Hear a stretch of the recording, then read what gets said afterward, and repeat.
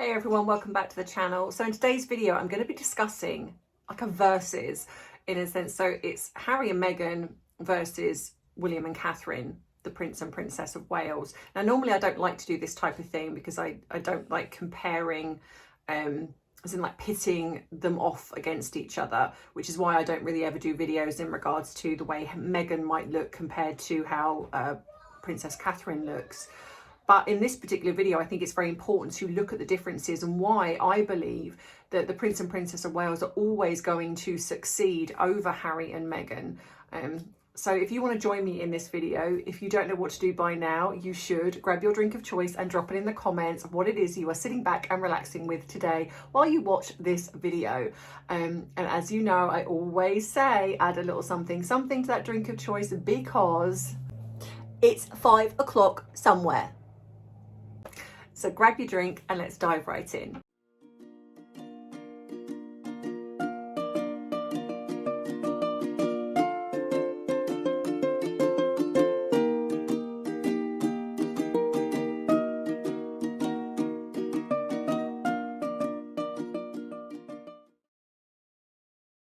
So I'm sure most of you by now have seen the recent, was it a podcast? Because I don't feel it was an interview, but it seemed like a podcast where Mike Tyndall and a couple of other people were talking to the Prince and Princess of Wales and Princess Anne. And I watched this and I absolutely loved it. They looked so relaxed and so natural.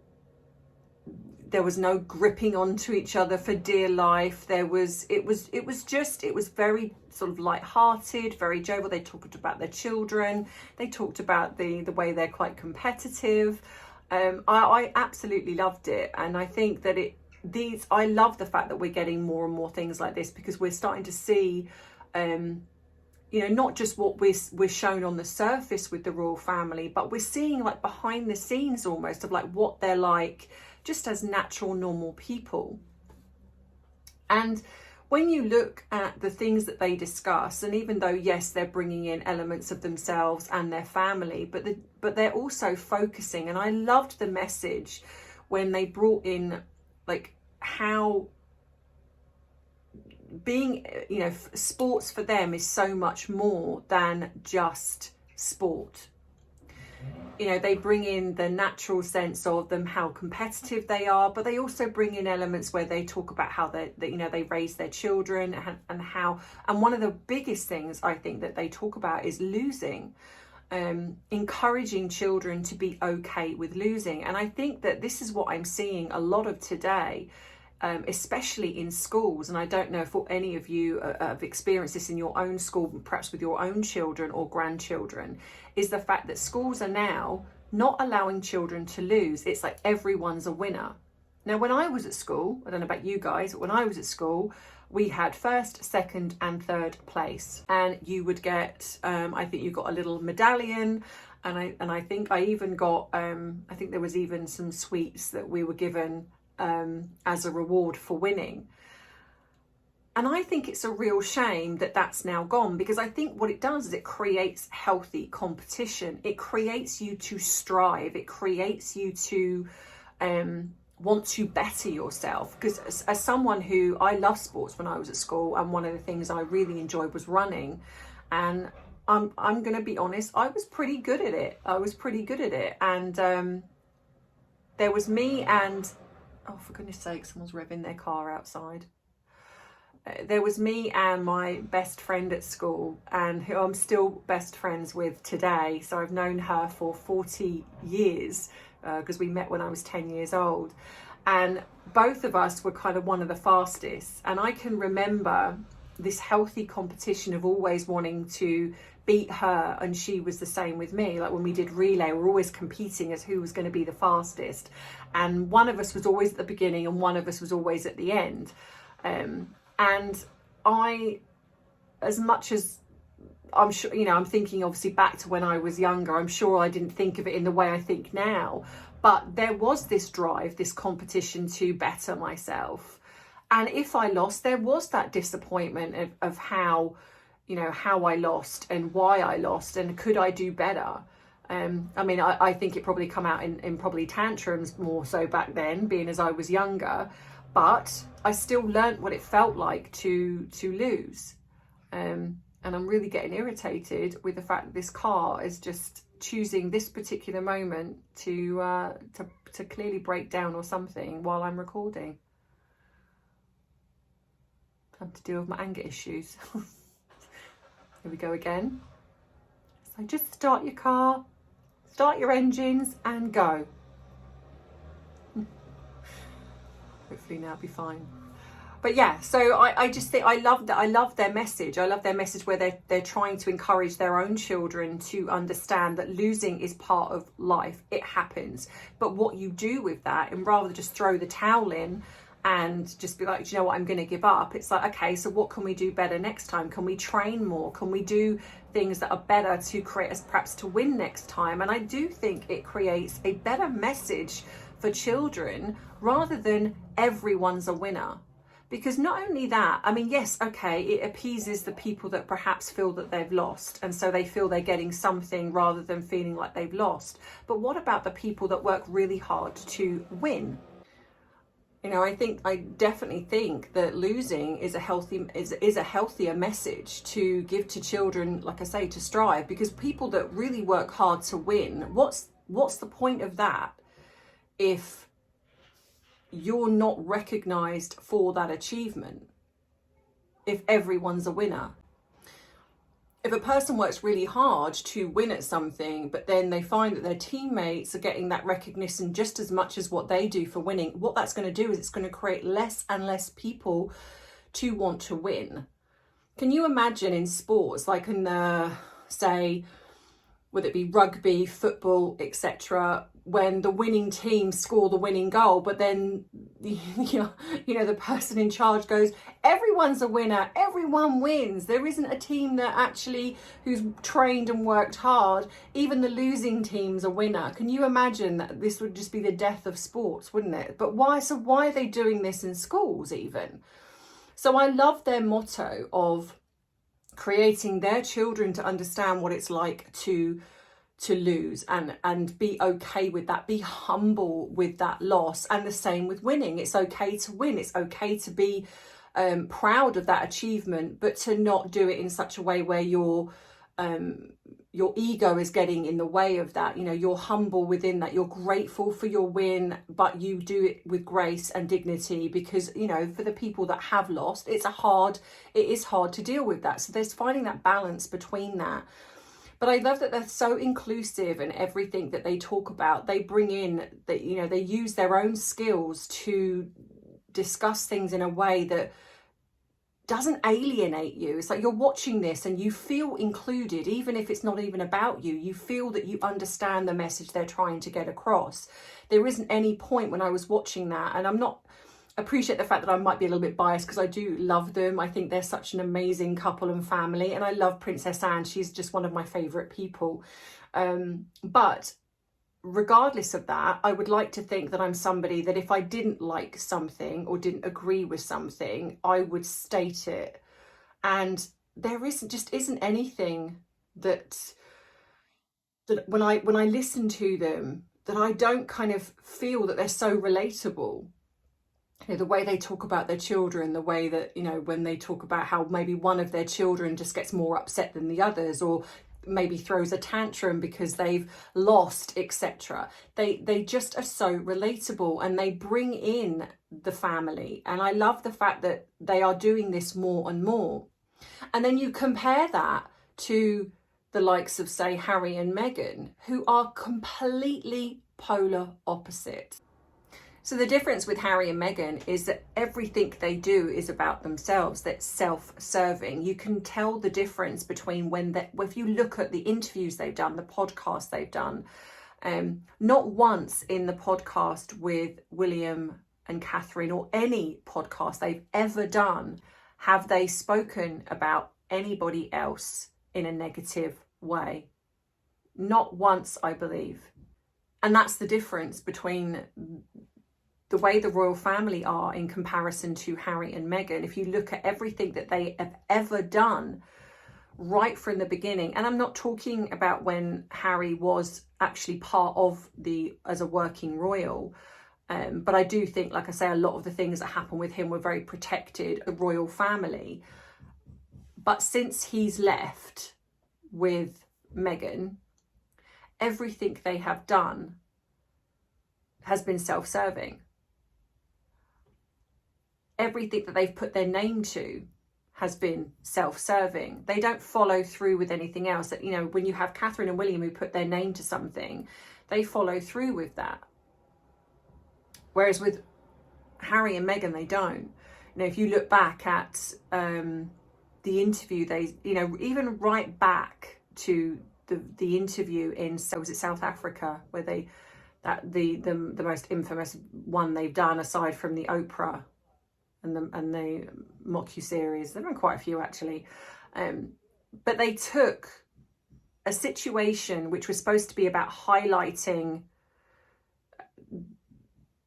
the atrocities that happen, highlighting how bad things are for them there. And they made it about themselves. They made it about how unfair it was to be a member of the royal family, how no one's asked her if she's okay. And what was unbelievable is that the media just sat back and allowed this to happen and created this victim narrative of poor Meghan who's had it so tough in the royal family, on the backdrop of seeing men, women, children who have gone through the worst atrocities ever. And yet that was what come out, all about them. They had the platform to highlight something that was so fundamental, and yet they turned it into a poor me victim story of how mean the press are, how bad it was for her. No one's asked her if she's okay whilst being pregnant, allegedly. And you're kind of watching this. Well, I certainly was. And I was just like, what? What about the women who, I mean, I can't even go there because I'm going to get myself mad. but you know what I mean? It's like, you know, when you've got these people who have struggled and still do, and yet she had the audacity to stand there in her designer gear and her thousands of jewelry and being part of the British royal family, one of the most privileged families in the world, and say how unfair life is. I mean, don't get me wrong, I'm sure it's hard, but when you put that in comparison, well, there is no comparison. There is no comparison. How tone deaf do you have to be? And yet again, the media played up to that. And then we have the Oprah interview, which is another one where they sat down and they could have talked about anything else. Anything else. They could have highlighted anything. They could have done some real good, created some change, talked about the charities that they're passionate about. But no, they sat down and again did a pity party on how poor them, how they've suffered at the hands of the mean and nasty royal family. All the while, Prince Philip is in hospital, and I'm probably guessing at this point his grandmother was poorly, but she was still going through that in her personal life, and having the whole institution that she has cultivated and worked so hard for trashed. In one fell swoop, the woman who is head of the Commonwealth is told that she's racist. And it wasn't enough for them to come out and put a statement out later saying, oh no, we didn't mean the Queen and we didn't mean Prince Philip. It doesn't matter, because by that point the damage was done. To talk about Weighty Katie, why was there ever any need to mention that in that interview? But she used it as a comparison to, oh, it's not the same as what I went through. When she didn't go through anything. She had a few media stories wrote about her, and that was about it. So again, self-serving.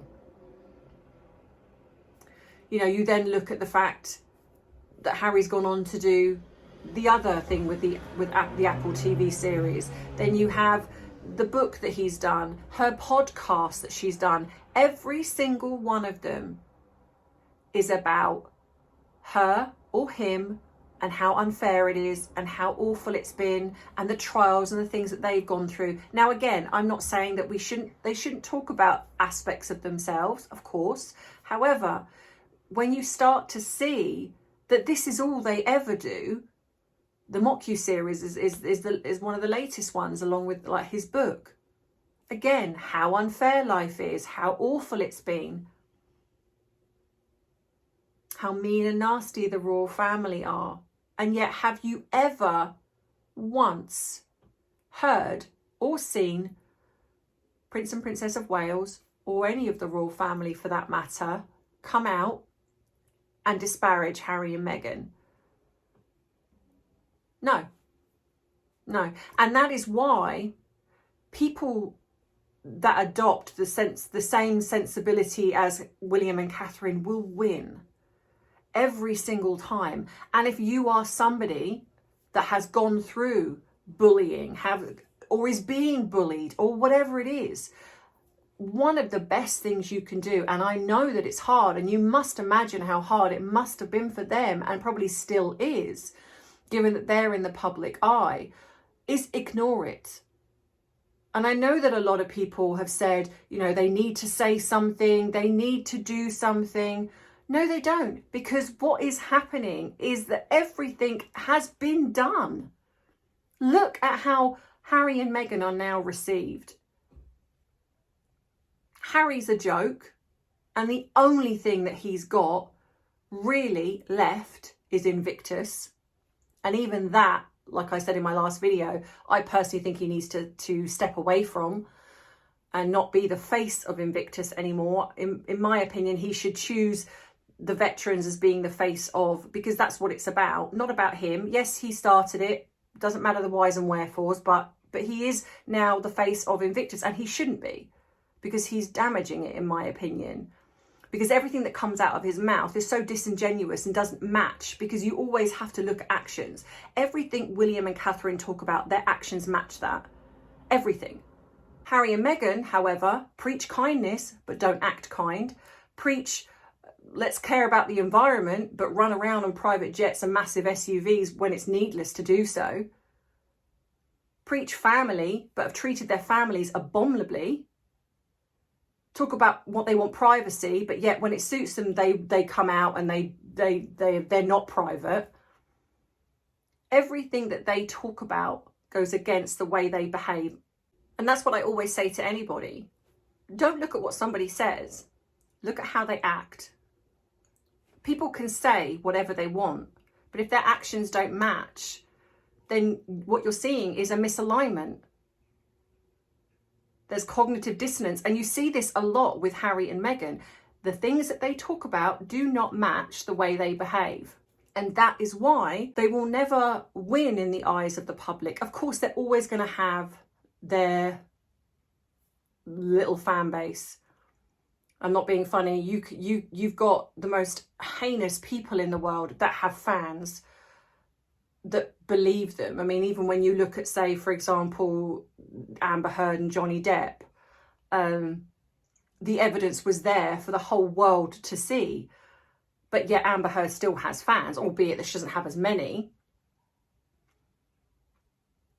So you're always going to get that. You're always going to get people that are anti-monarchists, that are going to side with Harry and Meghan just because they don't want the royal family. They may not necessarily like Harry and Meghan, but they'll side with them because they are anti-establishment in a sense.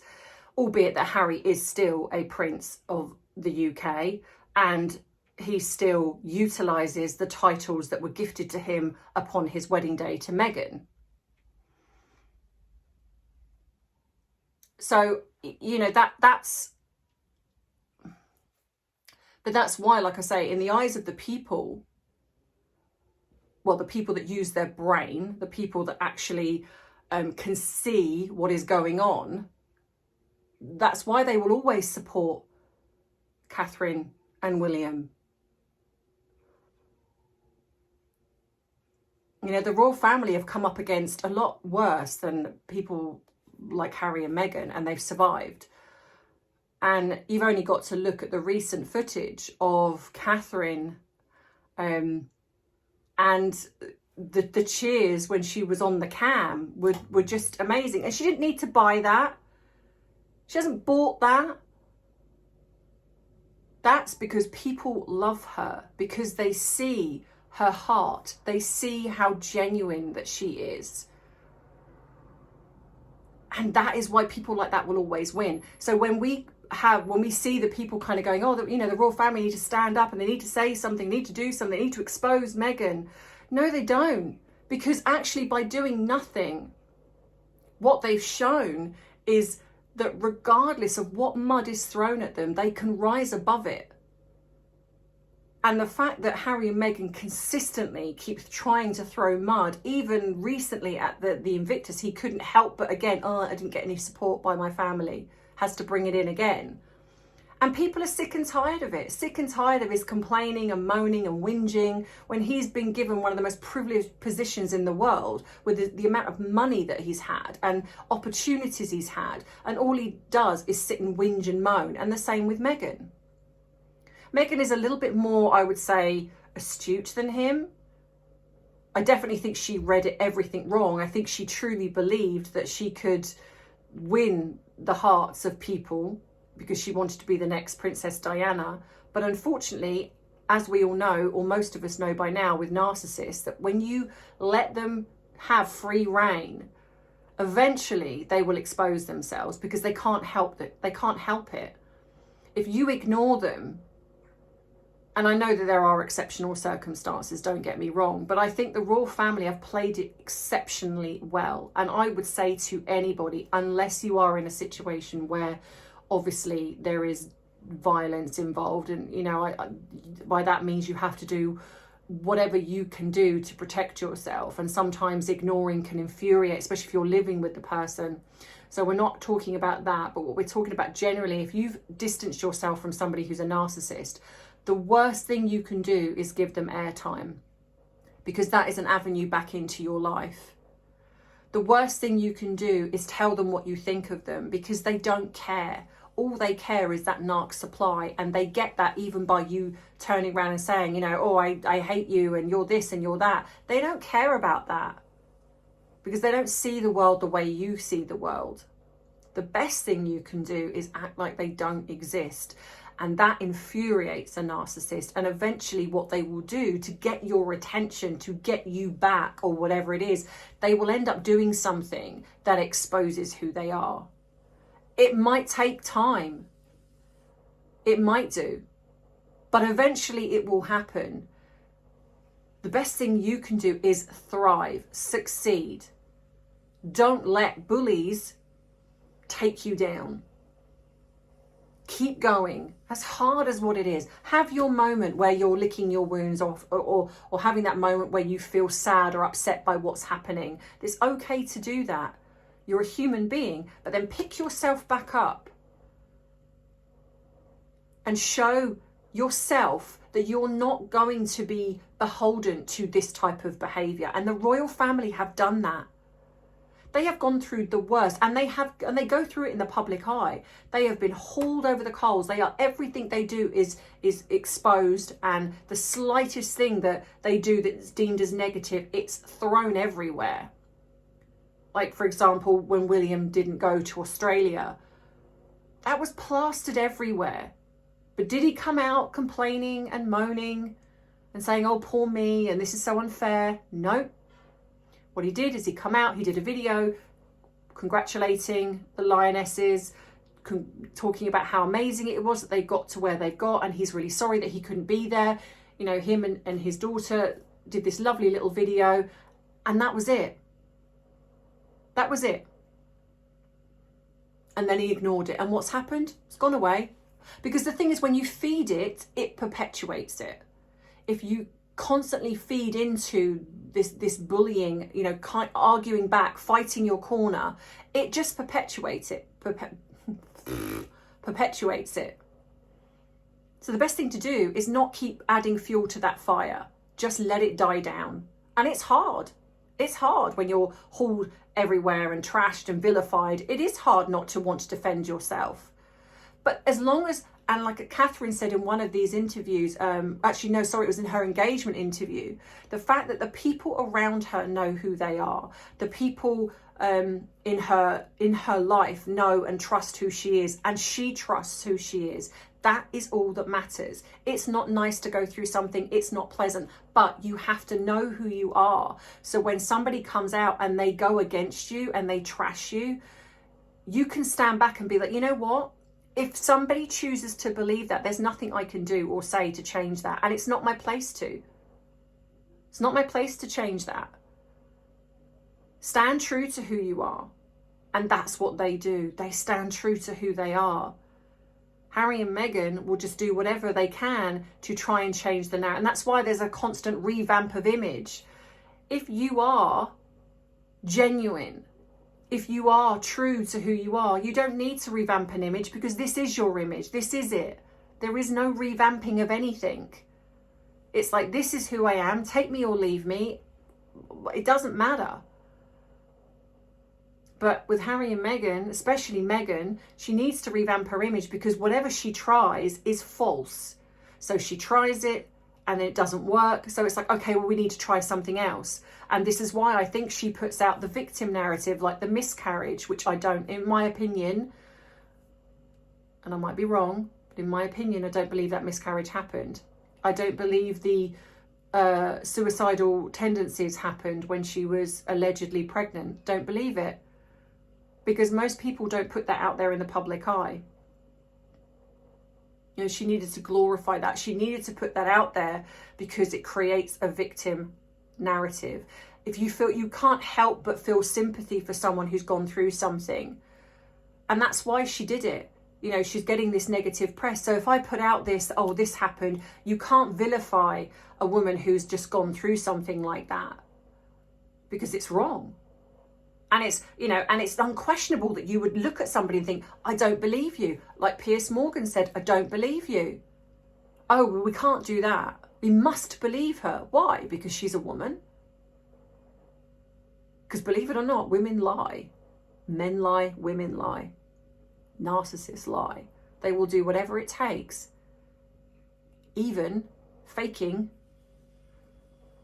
that type of thing, to get people to believe them, to get people to feel sorry for them, to stop people attacking them.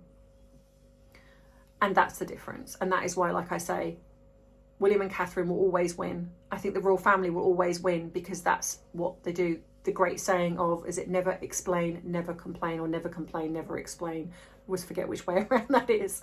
And it's true. And so for all of you who say they need to do this, they need to do that, just look, sit back and watch, because what they're doing in doing nothing is giving the exact thing that is happening.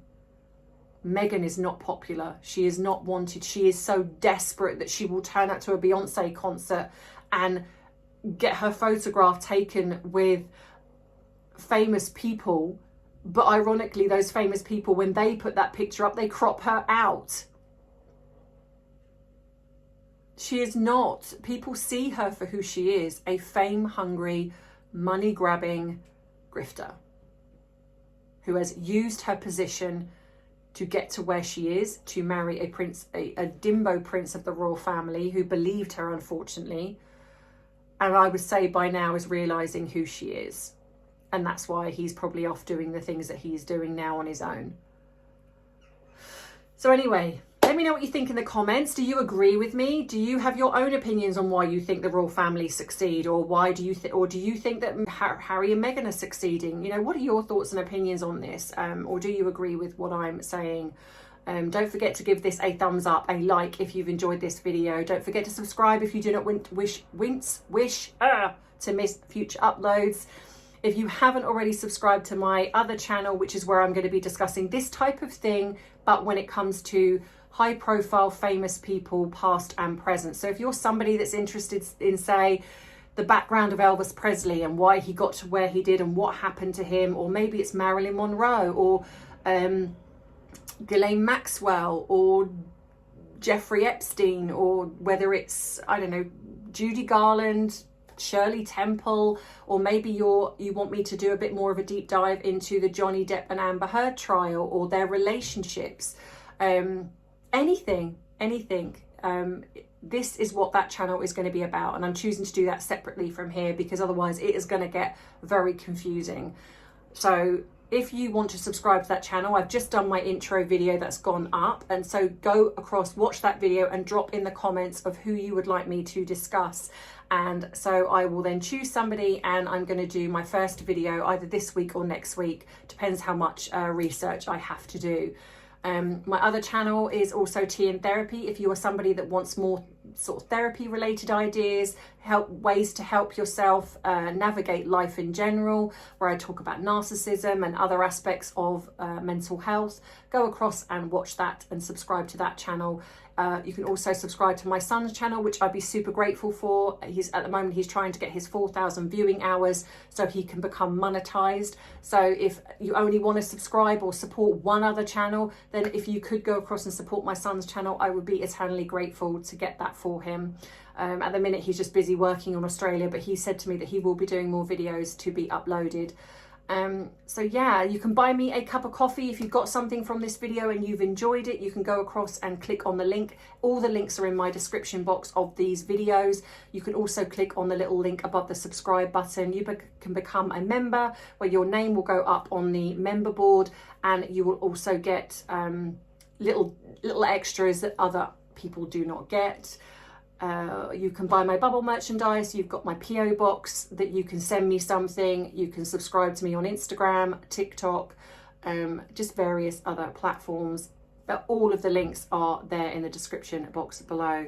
So in the meantime, I hope you've enjoyed this video, and I will see you in the next one. If you've got any ideas of what you would like me to discuss, I do have a bit of a list, and I do appreciate that I've still got to do the deep dive into the wedding. I know that you wanted me to explore that, and I'm still doing that, and that will go up when I get a minute to, when they stop doing things, excuse me, where I get a minute to actually do something else.